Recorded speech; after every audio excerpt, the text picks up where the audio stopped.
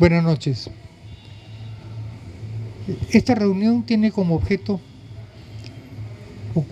ocuparnos de un libro nuevo, sumamente interesante.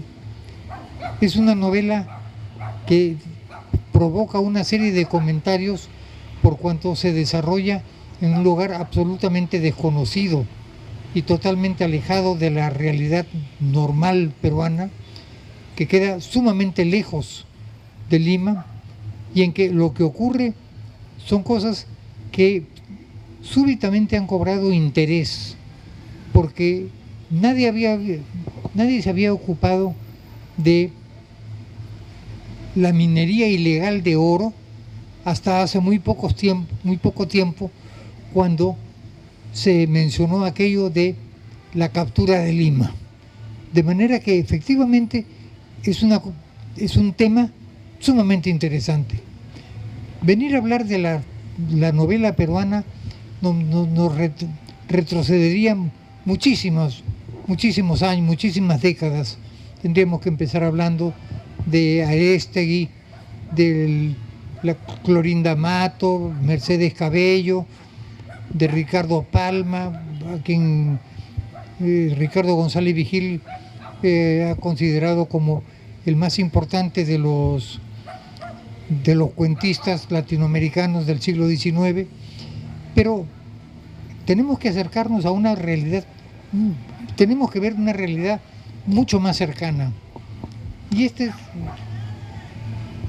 Y podríamos empezar mencionando algunos datos con mucha rapidez, algunos datos que parten del año 20. En el Perú el mundo empieza a cambiar en forma sustancial a partir del año 20, cuando tiene lugar, se desarrolla el crecimiento demográfico y además la urbanización de la población rural. Entonces, en ese momento las ciudades empiezan a crecer de una manera desmesurada, sin ninguna planificación, sin ningunos recursos, sin nada que pudiera favorecerlas. Y ese es el momento en que aparece la temática urbana con Lima Hora Cero de Enrique Congrains y todos los que la han seguido. Y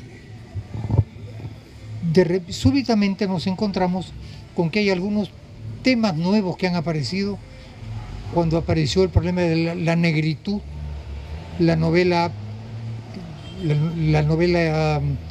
en este caso vinculada a los productores, a los mineros informales de oro, el grupo, la novela súper realista, y de manera que todo esto nos conduce a ver la novela que hoy se presenta de una manera un poco diferente. Es tan interesante es que el nombre de la ciudad, el nombre del pueblo en el cual se desarrolla la novela, no queda en claro cómo se pronuncia hasta la penúltima línea del libro. El pueblo, según uno va leyendo la novela, cree que se llama Huepetúe, pero resulta que se llama Hueypetue y es mucho más conocido como la Ciudad Dorada. La Ciudad Dorada es el gran personaje del libro. Es un pueblo ubicado en el departamento en la región de Madre de Dios, pero está a medio camino entre Cusco y Brasil, sobre el río Inambari. Y el argumento de la novela es muy interesante. Es el recuerdo que tiene el personaje principal, ya Cristina, de el puente del cual le había hablado su profesor cuando ella era alumna universitaria, y en el año 2011, es decir, 30 años después, un buen día se da cuenta que ese proyecto que le habían hablado se crea, se inaugura. Por supuesto que se inaugura de una manera un poco, vamos a decir, un poco a la peruana. Es decir, no está listo, pero el presidente de la República llega y lo inaugura. Es un puente, pero no se puede atravesar porque no se han completado las instalaciones. Y lo interesante es ver al personaje principal, a Cristina, cómo baja de su pick-up y besa al puente que había sido su ilusión durante 30 años durante 20 años, y que resulta que se había pasado todos estos años encajonado. Fíjense cómo toda la presentación nos acerca a la realidad de hoy. La ciudad dorada o Hueypetue es un punto desconocido que está en una trocha alejada de la carretera transoceánica, de la cual en este momento tenemos noticias en los periódicos todos los días. O sea, es una novela tremendamente actual. ¿Qué tiene de característica esta ciudad? En esta ciudad no entra la policía. Perdón, el término ciudad es exagerado. En este pueblo enorme no entra la policía. No hay limitaciones ambientales, no hay limitaciones de ningún tipo. Prueba de ello es que los que están excavando por oro se van comiendo el territorio que le pertenece a la ciudad, y la duda es cuándo llegará a la casa de fulano o de sutano, porque la tierra que van desapareciendo para poder procesar es la base del pueblo. Es una ciudad en la cual, cuando en el año 11 se quiere pagar con moneda de 50 centavos, se ríen del pagador, porque ahí se paga con material, con circulante de un sol en adelante, o se puede pagar en dólares, o se puede pagar en oro.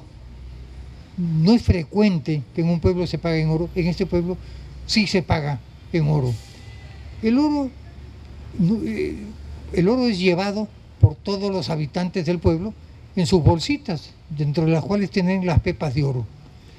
Y una de las descripciones más interesantes de la novela es en el momento en que un personaje llega a una fiesta, a un restaurante, y ¿qué es lo que hace?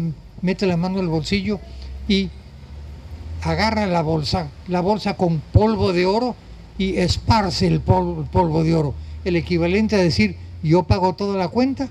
Eso es lo que hace él, esparce el polvo de oro, y ese polvo de oro es la mercadería con que se trabaja. Es una ciudad, como me parece que dije, hay un momento en que dicen, acá no hay ni buenos ni malos, solo hay mineros. Y la mujer, en términos generales, queda en una posición sumamente deslucida. Todas las mujeres son de una u otra forma vigorosas, enérgicas, tienen poder, pero la mayoría de ellas son peluqueras de mañana y se entretienen con la prostitución en la tarde. Digo se entretienen porque pueden no ejercerla, pero pueden sí en algún momento acercarse a su ejercicio como entretenimiento. Los personajes también son muy interesantes por la circunstancia real de cada uno de ellos. Cristina, por ejemplo, desde hace 2 años tiene una relación con Joao, un brasileño que interesado en viajar desde Lima hasta Río Branco, donde vive su familia, y ella interesada en ver el puente que se ha construido sobre el Inambari parten en esta aventura, que es un poco una aventura sin mucha lógica, pero con la improvisación natural que corre paralela al sentido, a la vida del pueblo. En el pueblo, hay mujeres ya profesionales, pero en algún momento se comenta, y estas chicas que tienen 7 años, ¿sí? Dentro de unos años la mitad será prostitutas y la mitad se irá al Cusco. La naturalidad con que en el pueblo se entiende que ese es el destino que tiene es una cosa francamente muy interesante. El elogio que quiero hacer yo de la novela está relacionado a varias cosas. En primer lugar, está relacionado con el descubrimiento que hace Mayca Guerrero de la invención que hace de este pueblo. Este es un pueblo que se presta para que se desarrollen mucho más obras, mucho más textos sobre el pueblo. Aparentemente solo hay una más, que es de Gustavo Rodríguez, que se llama Amanecer, en que menciona a los mineros de oro, pero no es el tema fundamental de su novela. Pero luego los personajes están todos muy bien perfilados, en el sentido que cada uno de los personajes es más extraño que el otro. Por ejemplo, Cristina es una profesional limeña que tiene 35 años. Dice 35, pero por algunas del texto aparentemente debe estar más cerca de los 40. ¿Sí? Que después del baile que da un amigo celebrando sus 40 años de edad, se va con uno de los invitados, que es Joao, y se queda ya viviendo con él durante 2 años. Pero Joao aporta a esta reunión de pareja irregular, aporta a la hija que tenía, que se llama Nieve, que es hija de él y de la madre que vive en Suiza. Pero como en este momento todos están en comunicación, los personajes se sientan mucho más unidos uno con otro. Uno de los conceptos que ha sido totalmente eliminado del pueblo es el concepto de lealtad, fidelidad. Cuando Cristina habla por teléfono con Joao, él con toda tranquilidad le dice: bueno, haz pues lo que quieras, ¿ya? Y ella al mismo tiempo sabe que Joao está haciendo lo que quiere, y permanentemente el personaje Tati, que es un homosexual, que le da un poco el ritmo a la novela, ejerce su actividad, pero no la pedofilia, porque eso le parece que va contra las normas, vamos a llamar normas morales, pero que no son morales, sino son los hábitos del pueblo.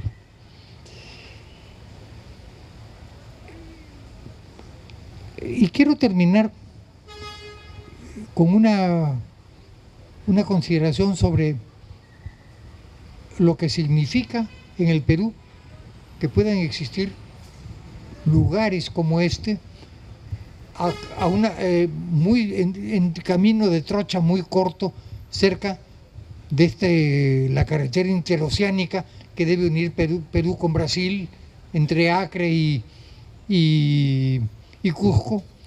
Y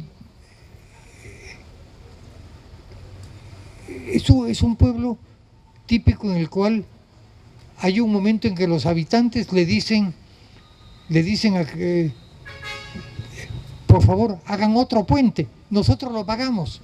O sea, los habitantes sustituyen al gobierno en la confección del puente. Al final no se puede hacer el puente, pero la voluntad de hacer ellos con sus recursos el puente les puede dar una idea de la cantidad de dinero que se movía en este pueblo y la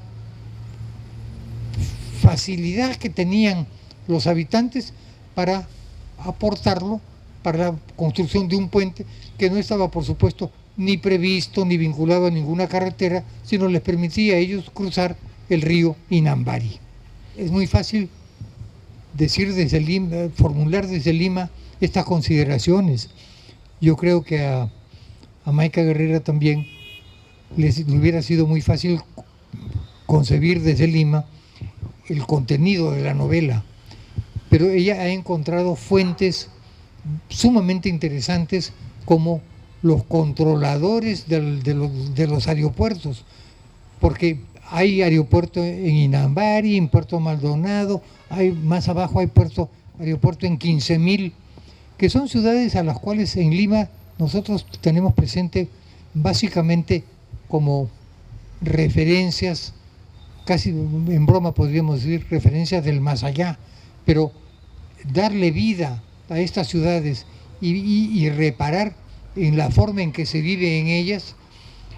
Y la mejor descripción de la forma en que se vive es cuando en un restaurante se mata a un perro y uno a un perro grande, y entonces uno de los que está en el restaurante saca su pistola y le mete un balazo, y el perro queda ahí muerto delante de todos, hasta que al final alguien se dice: llévense pues al perro, porque no va a tener, a nadie le llama la atención. Nadie le llama la atención el destino de las personas. Es trazar el perfil de las personas que participan en la novela es muy arriesgado, porque es entrar a consideraciones muy duras de reconocer, pero que pasadas las primeras carillas de la novela, uno siente la imperiosa necesidad de continuar leyéndola, con un vocabulario propio del pueblo, que no es un vocabulario citadino, no es un vocabulario urbano, sino es un vocabulario de ese tipo de pueblo. Y esto es lo que hace la novela, yo diría, fascinante, y por eso es que yo me permito recomendarla. Muchas gracias. Muchas gracias, doctor Varillas. Muchas gracias ante todo a las personas que han venido, sobre todo en estas condiciones de lluvia. Bueno, le agradezco bastante al doctor por haberse preocupado en hacer un discurso sobre mi novela. Definitivamente es una novela que está dentro del contexto político actual, está muy vigente, y yo creo que va a seguir vigente durante por lo menos 2 décadas más, porque los problemas que se presentan en el país, o que se presentan y uno puede verlos a través de la novela: minería ilegal, la prostitución y bueno, muchas cosas más, pues eso no va a cambiar, y no hay ningún interés de parte de los políticos en cambiarlo, porque ellos mismos son los que de alguna manera lo fomentan.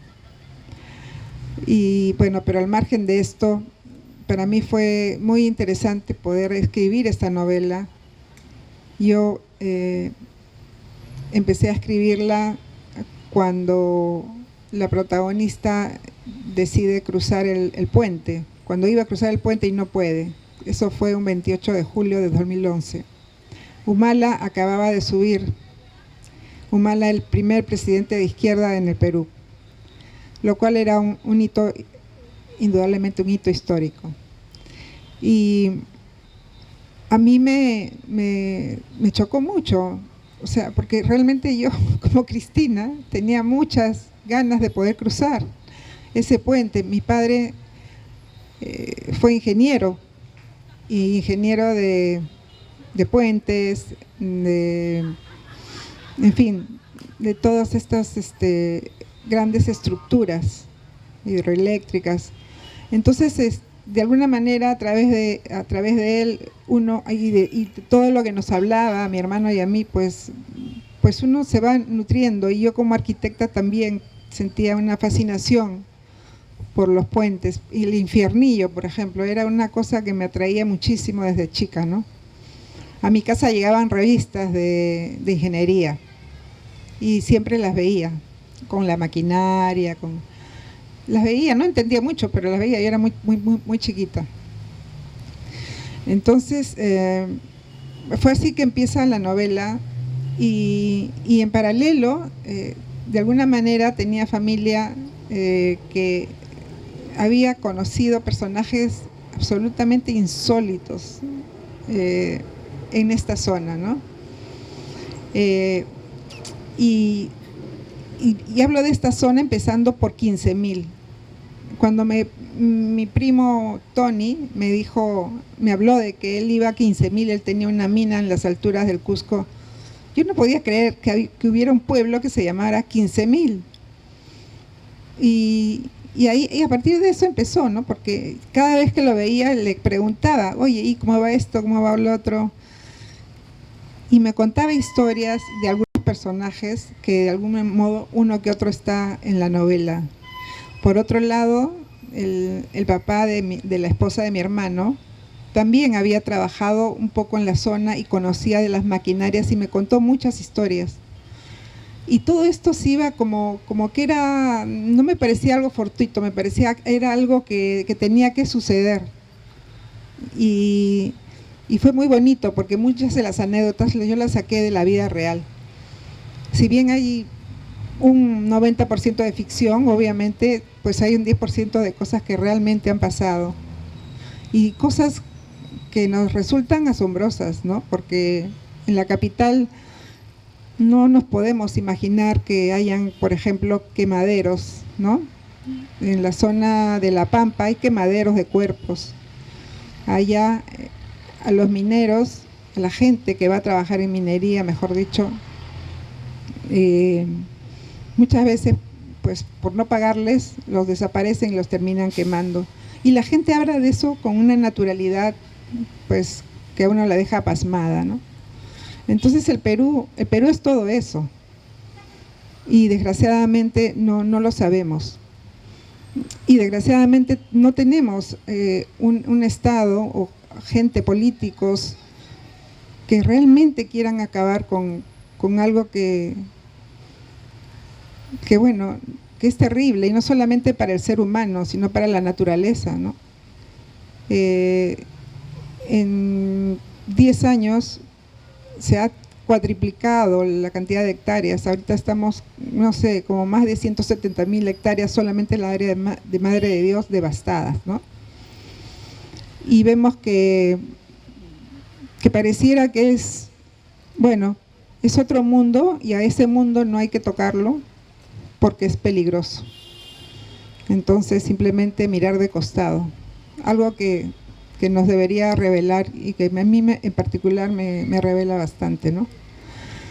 Bueno, en fin, he hablado quizás mucho de la parte social de este libro, pero yo me gustan mis personajes. Mis personajes han cobrado vida propia a partir de determinado momento en que los iba creando, ¿no? Y ha sido muy interesante el proceso de escribir esta novela. Nuevamente le agradezco bastante al doctor Alberto Varillas, porque se ha tomado el trabajo de venir y ha tomado bastante interés en mi novela, y se lo agradezco muchísimo, así como les agradezco a ustedes que se están mojando en este momento por su presencia. Muchas gracias.